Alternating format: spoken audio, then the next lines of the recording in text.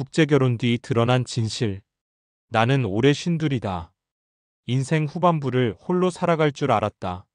직장 생활은 정년이 가까워지고 아이들은 이미 다 커서 자기 앞가림을 하고 있었다. 아내와는 몇 년 전 협의 이혼을 했다. 말은 협의 이혼이지만 사실상 버림받은 쪽은 나였다. 오래된 권태의 무심함, 생활고가 겹치면서 그녀는 결국 다른 남자를 선택했고 나는 빈집을 지키는 신세가 되었다. 그 후로 내 삶은 허전했다. 하루하루가 공허했고 퇴근 후 집으로 돌아가는 발걸음은 점점 더 무거워졌다. 나이 50이 넘어가니 친구도 하나둘 줄어들고 술자리조차 귀찮아졌다. 그런데 바로 그때 지인의 소개로 국제결혼 이야기가 내 귀에 들어왔다. 처음에는 코웃음을 쳤다. 야, 나이가 몇인데 무슨 결혼이야. 그리고 언어도 안 통하는 사람하고 어떻게 살아? 그렇게 말은 했지만 솔직히 내 마음 한쪽이 흔들렸다. 누군가 내 곁에 있어주기를 간절히 바라고 있었던 것이다. 국제결혼 중개업체를 통해 그녀를 처음 본 날을 아직도 잊지 못한다. 화면 속에서 환하게 웃고 있던 그녀는 나보다 20살이나 어렸다. 서툰 한국말로 안녕하세요. 잘 부탁드립니다 하고 인사하던 모습은 순박해 보였다. 나는 그 순간 내 가슴속 깊이 묻어두었던 설렘 같은 게 살아나는 걸 느꼈다. 이 사람이면 나의 빈자리를 채워줄 수 있지 않을까. 그렇게 만남은 빠르게 진행되었다. 짧은 기간 동안 몇 번의 화상통화, 그리고 직접 해외로 건너가서 만난 단 며칠. 사실 충분한 시간은 아니었다. 하지만 내 눈에는 그녀의 모든 게 새 출발로 보였다. 나는 내 나이, 내 외로움, 내 앞날을 모두 걸고 결혼을 결정했다. 결혼식은 소박했지만 내겐 그 어떤 날보다 빛나는 날이었다. 흰 드레스를 입은 그녀가 내 옆에 서 있는 순간 나는 오랜만에 내게도 행복이 다시 찾아왔구나라는 안도감을 느꼈다. 하객들의 축복 속에서 손을 꼭 잡고 입장하던 그날 나는 속으로 되뇌었다. 이제부터는 다를 거야. 이제 외롭지 않을 거야. 그러나 나는 몰랐다. 그날의 결혼식이 앞으로 내 인생에서 가장 큰 비극의 서막이 될 거라는 사실을. 결혼 후 처음 맞이한 새벽은 오래도록 기억에 남는다. 오랫동안 혼자였던 침대의 따뜻한 체온이 느껴졌다. 불 켜진 부엌에서는 그녀가 서툰 손길로 아침을 준비하고 있었다. 계란 프라이 하나, 미역국 한 그릇. 간은 맞지 않았고 밥은 설익었지만 내겐 그 어떤 진수성찬보다 값졌다. 오빠 맛있어요? 그녀는 눈을 반짝이며 물었다. 나는 웃으며 젓가락을 내려놓았다. 응, 맛있어. 아주 잘했어. 사실은 짠맛과 싱거움이 오락가락했지만 그것마저도 사랑스러웠다. 낯선 언어와 어색한 문화 차이가 있었지만 나는 그것을 즐거운 과정이라고 생각했다.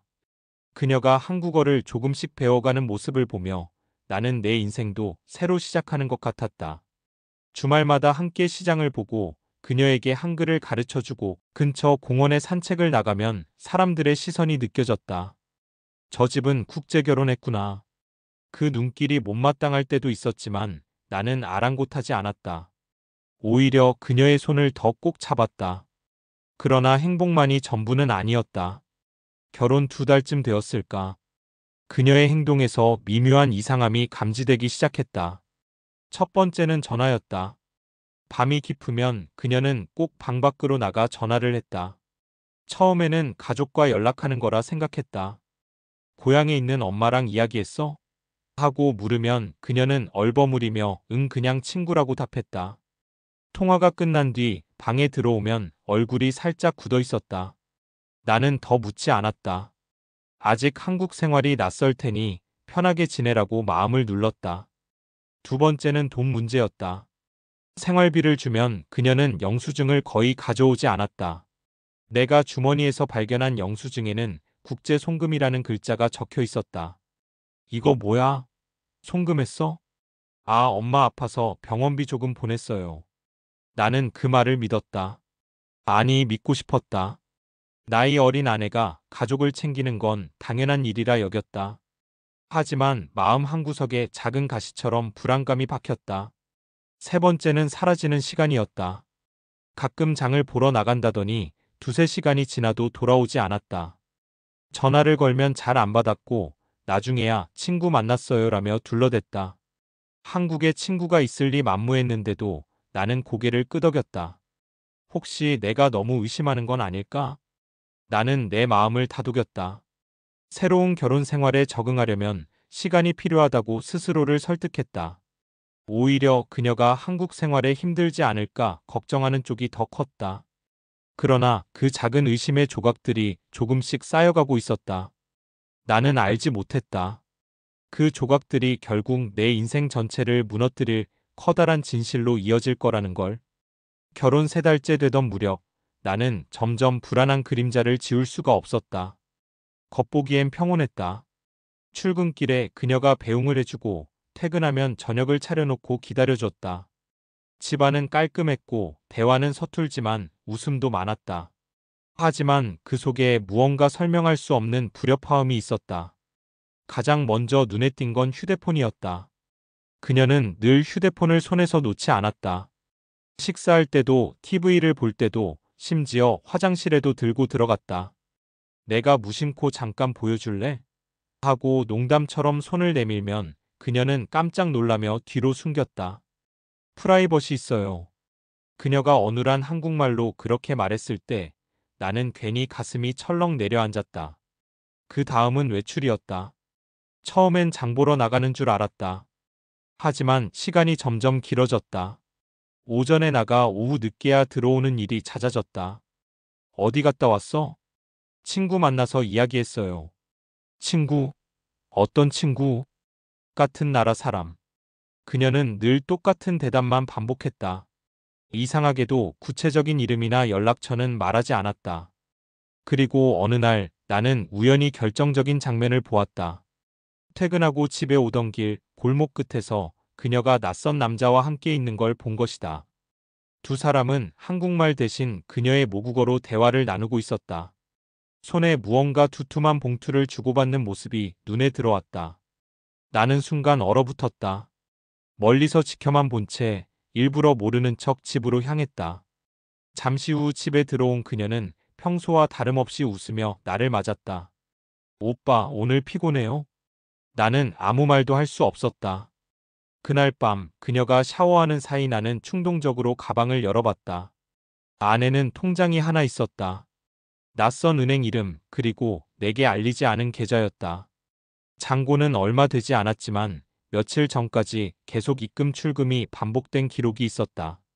금액은 크지 않았지만 뭔가 수상했다. 나는 갈등했다. 지금 당장 따져 묻자. 하지만 괜히 내가 의심병 환자처럼 보이면 어떡하지? 이혼의 상처를 겪고 다시 시작한 결혼이었다. 이번마저 무너질까 두려웠다. 하지만 그날 이후로 내 마음은 점점 갉아먹혔다.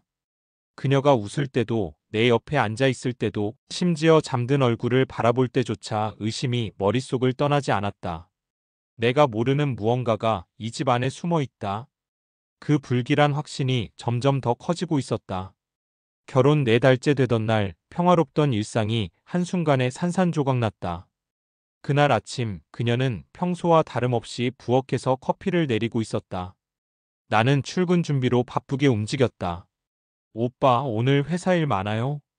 응, 좀 바빠. 너는 집에서 쉬어. 그녀는 고개를 끄덕이며 미소 지었다. 그 미소가 마지막이라는 걸 나는 그때 전혀 알지 못했다. 퇴근 후 집에 돌아오니 집은 텅 비어 있었다. 설마. 나는 집 안을 뒤졌지만 아무 흔적도 없었다. 옷장에는 그녀의 옷이 그대로 있었고 화장대 위에 화장품도 그대로였다. 단지 가방 하나가 바닥에 덩그러니 놓여 있었을 뿐이었다. 전화기를 꺼내 전화를 걸었지만 연결되지 않았다. 문자 메시지도 읽지 않았다. 나는 공포와 혼란 속에서 경찰에 신고했다. 실종 신고하려고 합니다. 결혼한 지 4달 된 아내가 집을 떠났습니다. 경찰은 진지하게 들었지만 수사 진행은 더뎠다. 해외 결혼과 관련된 사안이라 관할권 문제로 쉽게 움직일 수 없다는 답변뿐이었다. 다음 날 나는 중개업체에 연락했다. 아니, 혹시 무슨 일이 있었나요? 그들은 묘하게 조심스러운 태도를 보였다. 글쎄요, 국제결혼은 이런 일이 종종 있습니다. 종종이라니? 내 아내는 단순히 집을 나간 것이 아니었다. 뭔가 계획된 일이라는 불길한 생각이 머릿속을 스쳤다. 며칠이 지나면서 나는 그녀의 흔적을 찾기 위해 주변 사람들에게 연락을 돌렸다. 이웃들은 그녀가 이상한 남자를 따라 집을 나갔다고 증언했다. 그러나 남자의 신원조차 알 수 없었다. 아내가 가져간 것은 단순한 가방과 약간의 옷가지 뿐이었지만 내게는 모든 신뢰와 안전이 사라진 느낌이었다. 집안 곳곳을 바라보며 나는 혼잣말을 했다. 도대체 왜 이런 짓을 한 거지? 그리고 그 순간 깨달았다. 단순한 결혼 실수나 사랑의 배신이 아니다. 이건 계획적이었다. 처음부터 계획된 결혼, 처음부터 속임수였던 것이다. 그날 밤 나는 그녀가 남긴 흔적을 다시 뒤적였다. 우연히 발견한 영수증과 통화 기록이 나를 공포로 몰아넣었다. 송금, 해외 계좌, 낯선 주소. 모든 단서가 연결되며 한 가지 결론으로 다가왔다. 내가 믿었던 그녀는 결코 내가 알던 사람이 아니었다. 그리고 나는 이제부터 진실을 밝혀야만 한다는 사실을 뼈저리게 느꼈다. 그녀가 사라진 후 나는 처음으로 혼자서 진지하게 사건을 추적하기 시작했다. 처음 며칠간은 무작정 집 안과 주변을 뒤졌고 아내가 남긴 흔적들을 하나하나 정리했다. 그녀의 가방, 영수증, 송금 내역, 심지어 휴대폰 기록까지. 하지만 대부분은 막힌 벽과 같았다. 연결될 수 없는 조각들이었다. 나는 중개업체와 대사관에도 연락을 돌렸다. 혹시 그녀의 신분이나 해외 연락처를 확인할 수 있나요? 대사관 직원의 대답은 냉정했다. 외국인 결혼은 개인정보가 보호됩니다. 확인이 어렵습니다. 말 그대로였다. 그 어떤 공식 경로도 나를 도와주지 않았다. 그러나 포기할 수는 없었다. 나는 직접 발로 뛰기로 결심했다. 그녀가 살았던 동네, 근처 가게, 공원, 그리고 그녀의 출신 국가와 연결된 커뮤니티까지 수소문을 했다. 그 과정에서 나는 작은 단서를 얻었다. 몇 주 전 같은 나라 출신 여성 한 명이 큰 금액을 해외로 송금한 기록이 있다. 그 기록은 경찰에서도 찾기 힘든 희미한 흔적이었다. 하지만 그것만으로도 나는 희망을 잡았다. 그녀가 남긴 흔적 중에는 작은 메시지도 있었다. 한 이메일에서 내가 모르는 이름이 몇 번 언급되어 있었고 그 주소는 해외 도메인이었다. 나는 컴퓨터와 핸드폰을 뒤지며 몇 시간이고 집중했다. 이 사람이 어디 있는지 반드시 찾아낼 거야. 내 안의 분노와 절망이 추적의 에너지원이 되었다. 동시에 그녀가 사라지기 전날 남긴 작은 행동들을 떠올렸다. 밤마다 밖으로 나가던 전화, 은밀한 송금, 사소한 거짓말. 모든 행동이 지금에 와서는 퍼즐 조각처럼 연결되었다. 그녀는 단순한 아내가 아니었다. 그녀는 계획적이었다. 그리고 나는 그 계획의 대상이었다. 추적은 점점 더 위험한 단계로 접어들었다. 어느 날 나는 그녀와 함께 찍힌 사진을 온라인에서 발견했다. 낯선 장소, 낯선 남자들과 함께 웃고 있는 모습. 그녀가 사라지기 전 내게 보여주던 환한 웃음과는 전혀 다른 표정이었다. 그 순간 나는 확신했다. 내 아내는 단순한 피해자가 아니었다. 나를 속이고 계획적으로 움직였던 범인이었다. 그날 밤 나는 결심했다. 이제는 끝까지 찾아내야 한다. 숨겨진 진실을 반드시 밝혀야 한다. 그 결심과 함께 나는 서서히 계획을 짰다. 해외 금융, 사람, 모든 단서를 하나씩 추적하며 그녀의 숨겨진 정체를 드러내겠다는 다짐이었다. 추적을 시작한 지 한 달이 넘었을 때였다. 마침내 나는 아내의 진짜 신분을 알 수 있는 단서를 확보했다. 한 해외 커뮤니티에서 우연히 발견한 게시물 하나. 사진 속 그녀는 내 아내가 분명했지만 이름과 국적 그리고 과거 활동 이력이 완전히 달랐다. 내가 믿었던 그녀는 가짜 신분을 가진 여성이었다. 그녀는 결혼을 위해 일부러 나를 선택한 것이었다. 나이, 외로움, 재산, 그리고 주변 사람들의 신뢰까지 계산한 계획이었다. 국제결혼 중개업체는 표면상 합법적으로 연결해 주었지만 실제로 그녀의 신원은 철저히 감춰져 있었다. 수년간 해외에서 비슷한 수법으로 여러 남성을 상대로 결혼, 사기와 금전적 범죄를 저질러온 정과 기록까지 있었다. 나는 손이 떨렸다. 이제야 모든 퍼즐 조각이 맞춰지는구나. 그녀가 내게 보여주던 순수한 미소, 세심하게 차려주던 밥상, 따뜻한 말 한마디, 모두 가면이었다. 계산된 연기였다. 그뿐만이 아니었다. 은행 기록과 송금 내역을 다시 들여다보니 그녀는 결혼 전부터 나에게 접근해 해외 계좌로 지속적으로 돈을 이체받았다. 단순한 생활비가 아니었다. 몇 차례의 소액 송금은 모두 사전 테스트였고 마지막에는 내 전 재산을 한 번에 이동시키려는 계획이었다. 내 머릿속은 복잡했다. 분노와 배신감 그리고 충격. 이 모든 게 연극이었다니 나는 아무것도 몰랐구나. 그러나 동시에 나는 혼란스러움 속에서도 한 가지 결심을 굳혔다. 그녀를 찾아내고 끝까지 책임을 묻겠다는 것. 이 사실을 알게 된 후 나는 경찰과 다시 접촉했다. 이번에는 국제사기범죄와 관련된 부서에 연락을 취했다. 저의 아내가 다른 나라에서 동일한 수법으로 결혼과 금전적 사기를 저질렀습니다. 도와주십시오. 경찰은 놀랐지만 증거 자료를 보고 조사에 착수했다. 그렇게 나는 처음으로 아내의 진짜 얼굴과 정체를 마주하게 되었다. 세상에 믿을 수 없는 사람들이 존재한다는 사실, 그리고 그들이 계획적으로 나를 이용할 수 있다는 현실을 뼈저리게 느낀 순간이었다. 하지만 진실이 밝혀졌다고 해서 안심할 수는 없었다.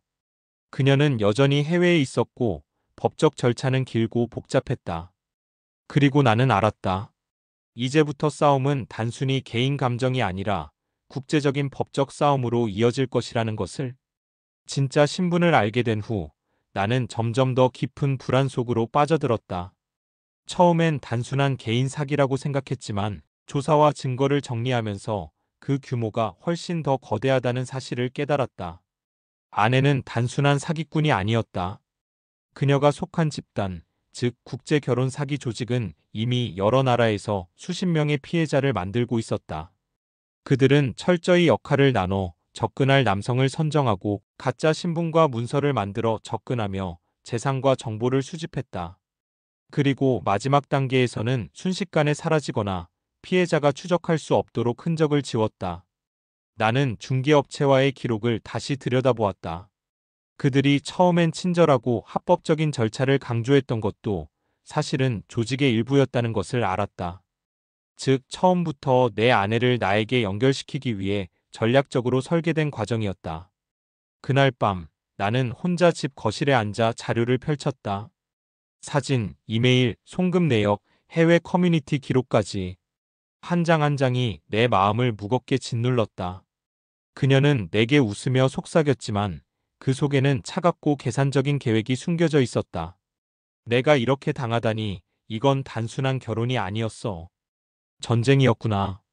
나는 혼잣말을 했다. 그 조직은 단순히 돈만 노리는 게 아니었다. 신뢰와 감정을 이용해 사람을 조종하고 그 심리적 약점을 최대한 활용하는 정교한 범죄 조직이었다. 하지만 나는 무력하게 당할 수만은 없었다. 하루하루 증거를 모으고 국제사법기관과 접촉하며 그녀의 위치를 좁혀가기 시작했다. 이제 싸움은 개인적인 분노를 넘어 조직과의 전면전이 되었다. 그리고 나는 결심했다.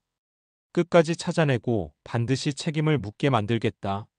내 삶을 이렇게 허무하게 만들 수는 없어. 그때부터 나는 아내의 흔적과 조직의 패턴을 분석하며 계획적이고 체계적인 추적을 시작했다. 그 과정에서 나는 깨달았다. 진실은 단순히 폭로하는 것으로 끝나는 것이 아니다. 그녀가 속한 범죄 조직의 그림자까지 밝혀내야만 나의 삶과 상처를 완전히 회복할 수 있다는 것을. 그녀가 속한 범죄 조직의 실체를 알게 된 후 내 마음속에는 복합적인 감정이 뒤엉켰다. 분노, 배신감, 그리고 깊은 절망. 사람을 사랑했던 순수한 마음이 이렇게 처참하게 배신당할 수 있다는 사실이 믿기지 않았다. 그녀가 사라진 후 나는 집안을 둘러보며 허탈감을 느꼈다. 처음엔 단순한 외출이라고 생각했지만 이제는 알았다. 그 모든 행동이 계획적이었다. 내가 준 신뢰, 사랑, 심지어 재산까지도 그녀의 계산된 목표였음을. 그뿐만이 아니었다. 친척들과 친구들에게 사건을 이야기했지만 대부분 이해하지 못했다. 설마 국제결혼 사기? 그럴 리 없어. 그들의 무심함과 오해는 또 다른 배신처럼 느껴졌다. 나는 외로움 속에서 홀로 진실과 맞서야 했다. 가장 충격적이었던 순간은 은행 계좌를 확인했을 때였다. 그녀가 사라지기 전 나는 재산을 정리하고 일부를 생활비와 긴급 자금으로 나누어 관리하고 있었다. 그런데 그녀가 사라진 직후 주요 계좌에는 거의 모든 돈이 빠져 있었다. 몇 차례의 송금 내역이 그녀가 운영하는 해외 계좌로 연결되어 있었고 추적조차 쉽지 않았다. 내 삶을 지탱하던 안전망마저 한순간에 사라진 것이었다. 그날 밤 나는 거실 소파에 앉아 손으로 얼굴을 감쌌다. 내가 너무 순진했던 걸까? 아니, 사랑이라는 이름으로 눈을 감았던 내가 바보였던 걸까? 눈물과 분노가 함께 솟구쳤지만 동시에 결심이 생겼다. 이대로 당할 순 없어. 반드시 그녀와 조직을 밝혀내야 한다. 그래야 내 삶을 되찾을 수 있어. 나는 자료를 다시 정리했다. 사진, 통화 기록, 송금 내역, 해외 커뮤니티 흔적까지. 작은 조각이지만 그 하나하나가 조직의 실체를 드러내는 단서가 될 수 있었다. 그리고 나는 마음속으로 다짐했다. 끝까지 싸울 거야. 배신과 절망 속에서도 나는 포기하지 않는다. 반드시 정의를 세우고 내 삶을 되찾을 것이다. 그렇게 절망 속에서 나는 다시 한번 일어섰다. 사랑과 신뢰를 빼앗긴 자리에서 이제는 진실과 정의를 향한 싸움이 시작되었다. 절망 속에서도 마음을 다잡은 나는 이제 행동으로 나설 차례였다. 아내가 남긴 흔적, 해외 계좌, 송금 기록, 이메일, 사진 모든 단서를 체계적으로 정리했다. 단순한 감정이 아닌 법적 증거가 필요했다. 그녀를 잡아내기 위해서는 단순 추정만으로는 안 됐다. 먼저 국제결혼 관련 사건을 담당하는 경찰과 외교부, 해외 사법기관에 연락했다. 저의 아내가 다른 나라에서 결혼과 금전을 이용한 범죄를 저질렀습니다. 증거를 확보했고 국제수사 협조를 요청드립니다. 경찰은 처음엔 신중하게 대응했지만 내가 제시한 통장 내역, 송금 기록, 이메일 내용 등을 검토하자 태도가 달라졌다. 증거가 상당히 구체적이군요. 국제 공조가 필요합니다. 증거를 최대한 정리해 주세요. 나는 변호사와도 접촉했다. 국제 소송 경험이 있는 변호사는 경고했다. 이 사건은 단순한 사기 사건이 아닙니다. 범인은 다른 나라에서 움직이고 있습니다. 시간을 끌수록 증거 확보가 어려워집니다. 나는 밤낮 없이 기록을 정리하며 해외 송금 내역과 이메일, 사진, 통화 기록을 법적 서류로 만들었다. 동시에 그녀가 속한 범죄 조직의 패턴을 분석했다. 그 조직은 과거에도 여러 나라에서 동일한 수법으로 피해자를 만들었고 거의 모든 기록을 온라인과 해외 계좌로 숨겼다. 하지만 조직의 치밀함이 오히려 나에게 단서가 되었다. 규칙이 있다. 패턴이 있다. 작은 흔적도 놓치지 않으면 반드시 위치를 좁힐 수 있다. 나는 스스로에게 계속 말하며 작은 단서 하나하나를 모아 지도에 표시했다. 증거를 확보하고 법적 대응을 준비하면서 나는 조금씩 희망을 느꼈다. 절망 속에서도 행동하면 길이 있다는 것을 깨달았다. 그리고 그 과정에서 한 가지 사실을 알게 되었다. 아내는 단순한 개인 범죄자가 아니라 국제범죄 조직과 연결된 전략적 사기꾼이라는 사실이 증거를 통해 명확히 드러났다. 그날 밤 나는 집 거실에서 노트북 화면을 바라보며 혼잣말을 했다. 이제 시작이야. 포기하지 않으면 반드시 진실을 밝힐 수 있어. 절망의 끝에서 시작된 법적 싸움은 내게 새로운 힘과 결심을 주었다.